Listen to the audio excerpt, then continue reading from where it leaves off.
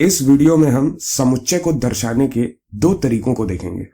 तो चलो गणित की दुनिया से अपने सामान्य समुच्चयों को वापस लाते हैं।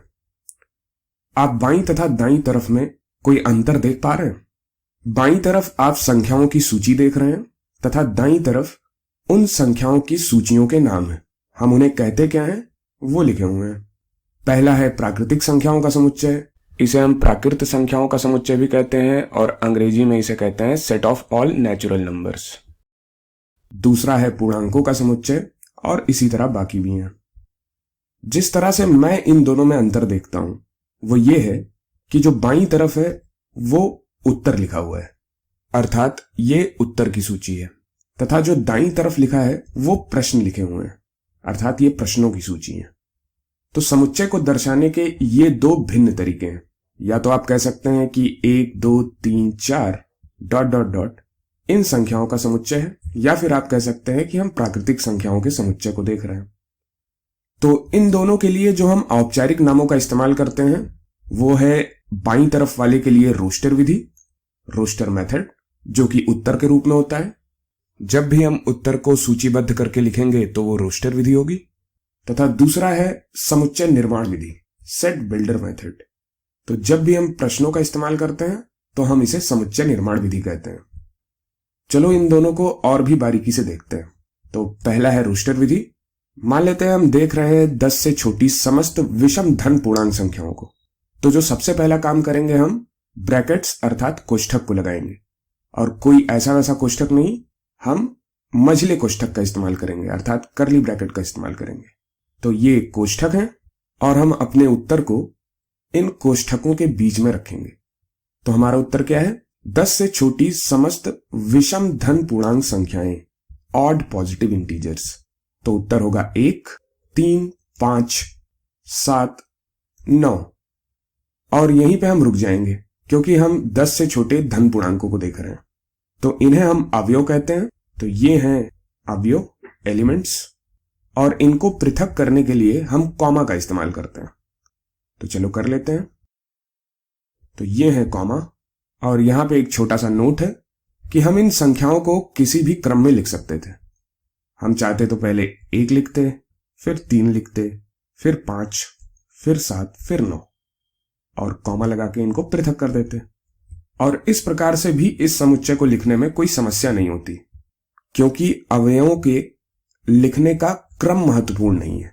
यहां बस हम ये देखते हैं कि अवयव समुच्चय का हिस्सा है या नहीं। जैसे कि यहां पर 5 1 3 9 7 समुच्चय का हिस्सा है, तथा 2 13 11 ये समुच्चय का हिस्सा नहीं है।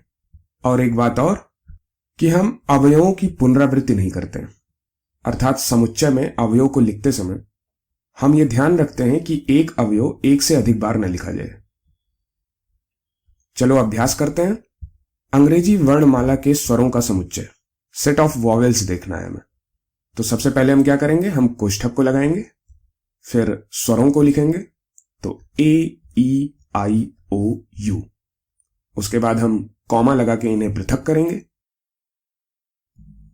तो चलो एक और देखते हैं। सभी विषम प्राकृत संख्याओं का समुच्चय, ऑड नेचुरल नंबर्स का सेट हमें देखना है। तो सबसे पहले कोष्ठक लगाया और इसमें विषम प्राकृतिक संख्याओं को लिखा।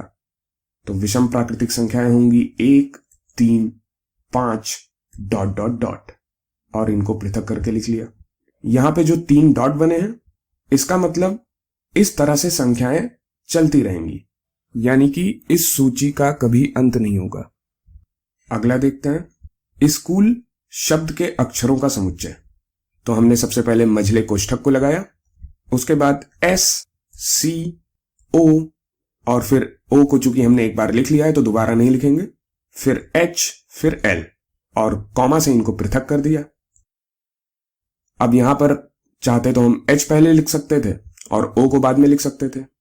चूंकि यहां पर अवयवों को लिखने का क्रम महत्वपूर्ण नहीं है तो हम एल को भी पहले लिख सकते थे, एस को बाद में लिख सकते थे। तो इस तरह से हम समुच्चयों को रोस्टर रूप में लिखते हैं। चलो अब समुच्चय निर्माण विधि को देखते हैं, यानी कि सेट बिल्डर मेथड को देखते हैं। तो हमें 6 से छोटी सभी धन पूर्णांक संख्याओं को लिखना है। तो रोस्टर रूप में इसका उत्तर ये होता, और रोस्टर रूप में हम यही करते हैं। हम पहले कोष्ठक को लगाते हैं, उसके बाद उसके बीच में उत्तर को लिखते हैं।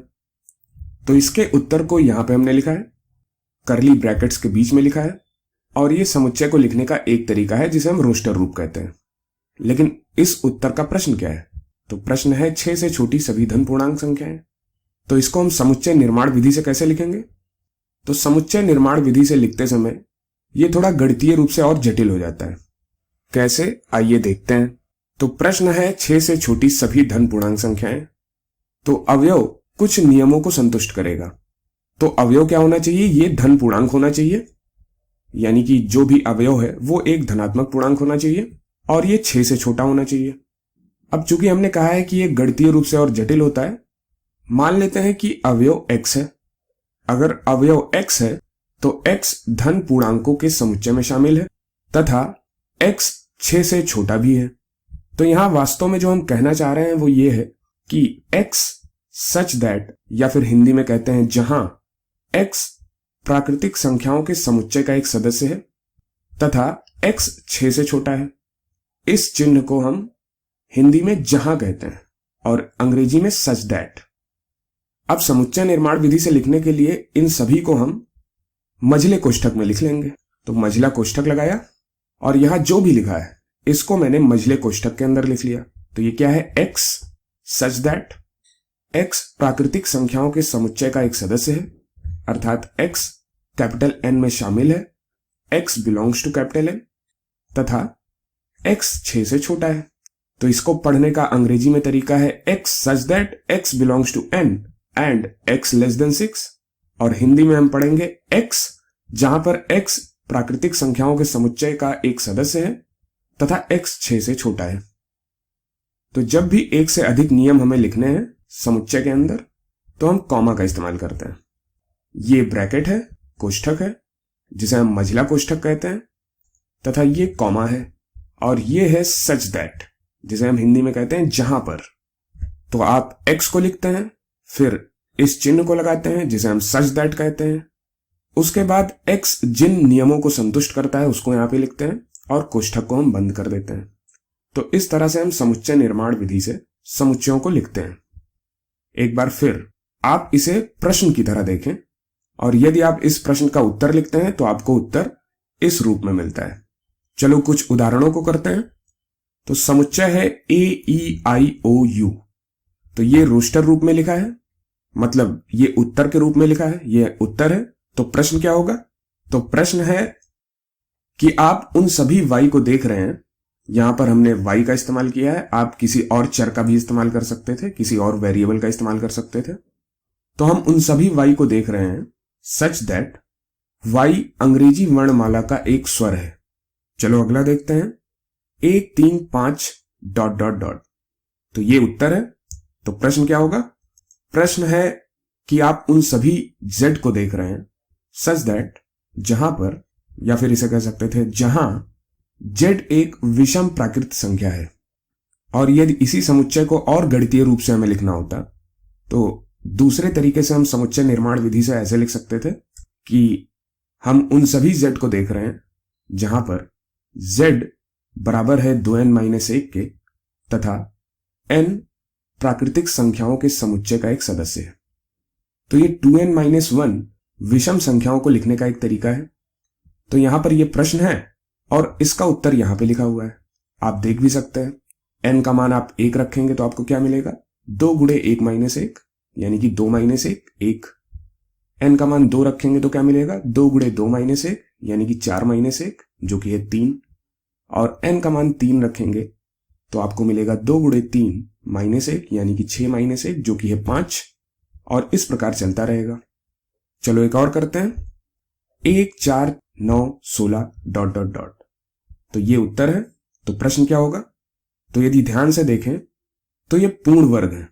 1 4 9 16 ये सब क्या है? ये पूर्ण वर्ग है, और ऐसे ही किसी यादृच्छिक संख्या के पूर्ण वर्ग नहीं है, ये प्राकृतिक संख्याओं के पूर्ण वर्ग है। 1 1 का स्क्वायर है, 4 2 का स्क्वायर है, 9 3 का स्क्वायर है, 16 4 का स्क्वायर है, और ये जारी रहेगा। तो इसका प्रश्न क्या होगा? तो प्रश्न होगा कि हम उन सभी x को देख रहे हैं सच दैट अब x कौन से नियम का पालन करेगा? x एक अवयव है इस समुच्चय का, तो x क्या होना चाहिए? ये पूर्ण वर्ग होना चाहिए। और किसका पूर्ण वर्ग होना चाहिए? प्राकृतिक संख्याओं का पूर्ण वर्ग होना चाहिए। तो x बराबर है n स्क्वायर, जहां पर n प्राकृतिक संख्याओं के समुच्चय का सदस्य है। तो यदि ये प्रश्न है तो इसका उत्तर ये मिलेगा। यहां पर यदि शुरुआत 1 से करें तो n बराबर 1 लेने पर 1 मिलेगा, 2 लेने पर 2 का स्क्वायर 4 मिलेगा, 3 लेने पर 3 का स्क्वायर 9 मिलेगा, 4 लेने पर 4 का स्क्वायर 16 मिलेगा, और इस प्रकार ये चलता रहेगा। तो अगर इसे हम प्रश्न के रूप में देखें तो ये इसका उत्तर लिखा हुआ है। तो यहां पर हमने समुच्चय को दर्शाने के 2 तरीकों को सीखा है, एक जिसमें हम उत्तर के रूप में लिखते हैं और दूसरा जिसमें हम प्रश्न के रूप में लिखते हैं। जो उत्तर के रूप में लिखा जाता है उसे हम रोस्टर रूप कहते हैं, तथा जो प्रश्न के रूप में लिखा जाता है उसे हम समुच्चय निर्माण रूप अर्थात सेट बिल्डर फॉर्म कहते हैं। भविष्य के वीडियोज में हम इन पर और अभ्यास करेंगे और समुच्चय को एक रूप से दूसरे रूप में लिखना सीखेंगे।